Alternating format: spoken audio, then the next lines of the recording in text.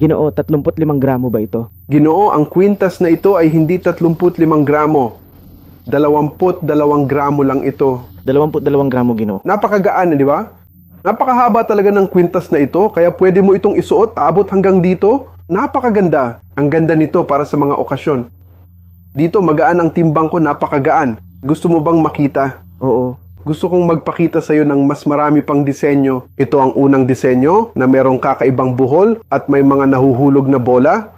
Ibang-iba, merong napakagandang detalye rito. Ang susunod na disenyo na may hugis itlog. Muli, itali ang hugis itlog ng mate at makintab. Medyo magkaibang disenyo. At ang pangatlo, Ginoo, itong isa rito ay 7 gramo lang. 7 gramo, di ba? Napakagaan. 7.5 gramo. Napakagaan na koleksyon. Ito ay puting ginto at alam mo na dilaw at rosas. Tatlong kulay na pinaghalo. Napakaganda. At parang disco ball. Kaya makukuha mo ang epektong ito, makintab na epekto. Kaya sa Al Hasina Jewelry, mayroon kaming ilan sa mga pinakagaan na koleksyon. Kung nagustuhan mo, pakishare at bisitahin kami. Ingat, paalam!